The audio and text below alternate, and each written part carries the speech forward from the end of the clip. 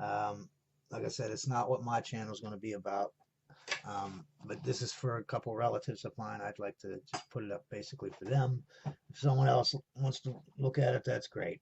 Anyways, basically, I'm just going over a couple weird physics type things. Um, five main rules I'm going to talk about here first, or one, as you can see up there. There is no way to tell experimentally if you are moving or standing still. And basically, everything in the universe, nothing is moving and nothing is standing still. Everything is only relative to another thing, which is the second rule there. Things only move relative to each other. Um, Number three, light moves at the same speed no matter what frame of reference you are in. All frame of references are equally valid, and the faster something goes, the slower its clock moves, the shorter its length gets, and its relative mass gets greater. Um, I'll talk about that first thing. I want to first explain what frame of reference is. I'm going to give you some examples because that's basically the easiest way to know what it is.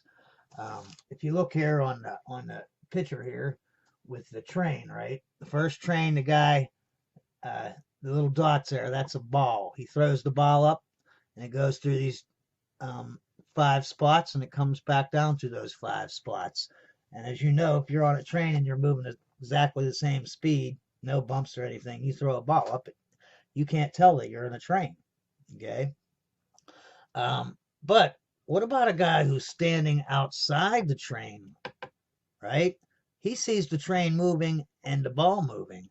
When you throw the ball up, by the time it gets to this second dot, the train has moved over. By the time it gets to the third dot, the train has moved even more, and so on and so forth. So this guy outside the train, he's a different frame of reference. From the frame of reference of the train, the ball goes up and down in a straight line. In the frame of reference of a person on Earth, not on the train, the ball goes in an arc type palabra shape. Okay. They're both equally right. Okay. And you could say, no, they're not equally right because I know that the guy in the train is moving.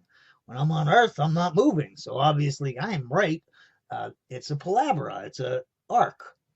But if you think about it, okay, you only think that because you only live in one frame of reference. And your frame of reference is usually from Earth. When we say, your car goes 50 miles an hour, we don't say it goes 50 miles an hour relative to Earth. We just assume that. It's already ingrained in our thinking. But I want you to think about, look at this little guy here. I know it's a terrible picture, but that's supposed to be a spaceship, and he's in outer space, just standing still, looking at the Earth. Okay, what does he see? He doesn't see a line. He doesn't see a palabra because the Earth is spinning, and not only is it spinning, it's moving around the. We'll just say that he's hovering above geosynchronous, so he sees that arc also spinning around the planet. So it's not an arc anymore to him. Now, what about a guy on the sun? You could say, well, the spaceship's in is the correct answer. But what about someone on the sun? Now, not only is the Earth spinning, not only is the train moving, the Earth is spinning and it's rotating around the sun. So from his perspective or his frame of reference, it's neither of the first three that we said. You can say, well, that it must be his frame of reference that's the correct answer. But if you think about it, what about a guy who's not inside the galaxy, but he's hovering above the galaxy, looking down on us? Not only is the train moving, the Earth is spinning, the Earth is going around the sun is going around the galaxy. And not only that, if you move on to the next frame of reference, the entire galaxy is moving through space. So no matter where you go, there's always going to be a different frame of reference from yours. And the thing you need to understand is that each frame of reference is equally valid. Meaning, when this guy on the train says that his ball goes straight up and down, that's true. It does go straight up and down, okay? Because there is no frame of reference that is wrong. They're all correct. And if you think about it, if you have two guys sitting out in space and they're in spaceships, right? And all they can see is out their little window to the other spaceship. The other spaceship blocks the rest of the view. All they could see is each other. Okay. How do they know which one is moving and which one? I mean, if they're moving or not. You know what I mean? If they pass each other in space and there's nothing else to look around and say, he's moving and I'm not, how do you know who's moving? You experimentally cannot tell. You cannot tell if one spaceship is sitting there while the other one's driving by, or vice versa, or they're both moving. You do not know. You cannot tell. You can only say relative to something else if something is moving. Okay? Now that's what a frame of reference is. And I want to give you a thing here, another picture here, because the frame of reference we were talking about for light is that we're saying that it moves at the same speed no matter what. That's one of our thingies here. Okay. Look at this picture here. Now I want you to think about this. You got a guy on the train. The train is moving 100 miles an hour. He throws a ball at 100 miles an hour, meaning attached to the train is one of them ball things, like for baseball. It's reading 100 miles per hour. He's throwing it from the back of the train to the front of the train. So how fast is that ball going? Well, it's going, according to the guy on the train, it's going 100 miles per hour. And he is correct because every frame of reference is equally valid. But what about this guy who's standing here and he's watching the train move? Now, the train, the man, and the ball are all moving at 200 or 100 mile an hour towards this man. So if he throws the ball at another 100 miles an hour, that ball is moving 200 miles per hour relative to this guy standing here. So in one frame of reference, the ball is moving 100 miles an hour, and another one, it's moving 200. What about this guy here? He's running in this direction with the train at 10 miles per hour. So when that ball comes, and it would be 200 miles per hour, but he's running another 10, so that takes it down to 190. And if he runs towards it, now not only is the ball coming at 200 miles an hour, he's going in the opposite direction at 10. They add up to 210. Now the big question is, well, then how does light? Because as you can see, in each frame of reference, the speed of the ball changes. And that's for anything. I mean, if he's throwing a kite, whatever. Two speeds always add up, or they always minus or whatever. They're never the same for any other reference frame, okay? How does a guy throw a beam of light, and they all get the same speed? How does that happen? Well, I want to get into that. I want you to think of, though, what is speed? I mean, speed is distance per time, right? So if this thing's going the same speed, how can you, if it's light, the light particle or photon, how can we have it be the same in each frame of reference? Obviously, something has to change. Something is different between these two guys, and speed is defined by distance divided by time. So either their time or their distance is different between these two people, or all four. And I'm going to show you how that is possible, okay? Now, what do we have here? We have a two-dimensional graph, right? Right here, for three-dimensional space. Nobody complains when I do that. North, east. If I do that, no one bats an eye and says, hey, what about the other third dimension? I don't see that third dimension. Why isn't it on there? Okay? Now, I want you to think you're a car. Here's 0.00, right? You're not east and you're not north. You're at 0, 0.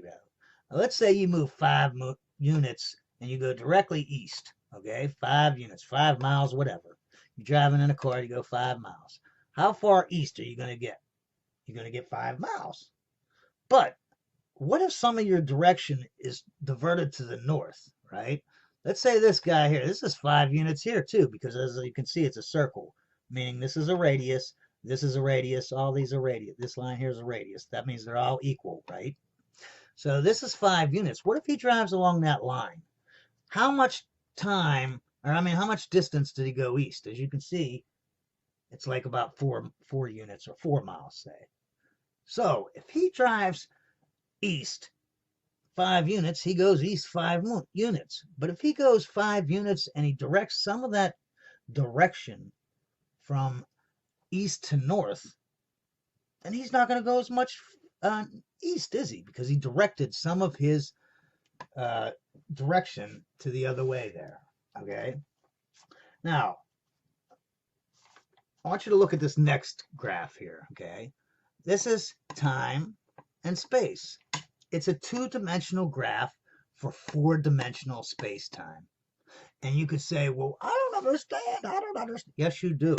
I just like over here, I didn't write the other dimensions. Okay. You got two dimensions here, north and east. You got two dimensions here, time, and you can say north. So let's have that space be north. Okay. Now, if you are going straight, if you don't move, right, and you just stand still right here at this point, right, time is still moving.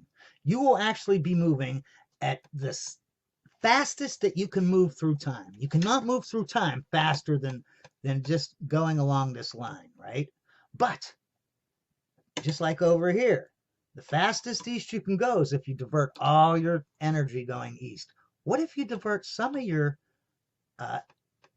direction going north over here? Look at what happens. Just like here, you got your little radius.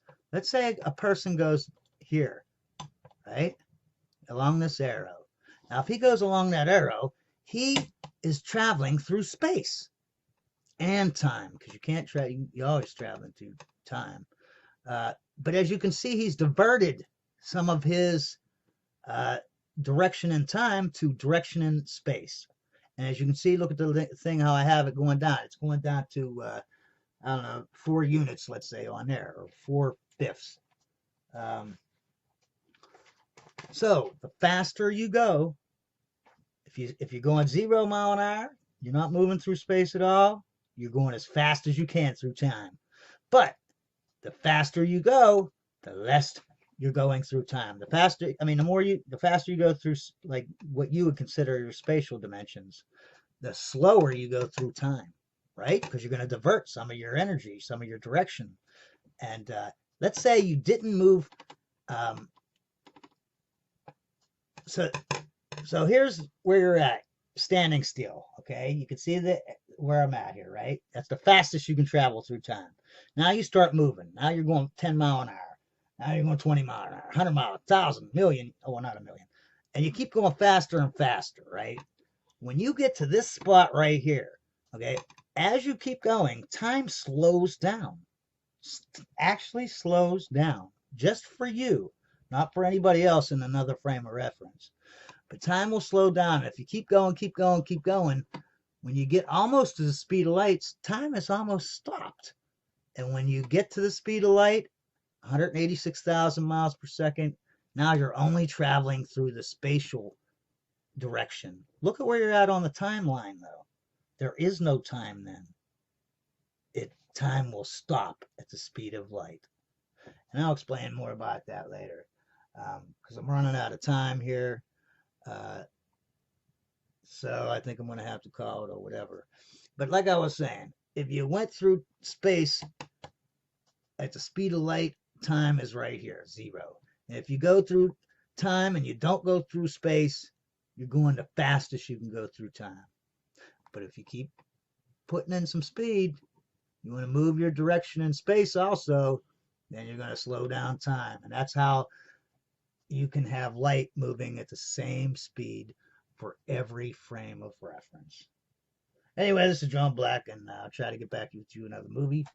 This is the first one, and like I said, this is not my, this is something just for basically a couple people. But if anyone wants to put some, I love talking about physics. You want to post something, post it. Let me know what you think.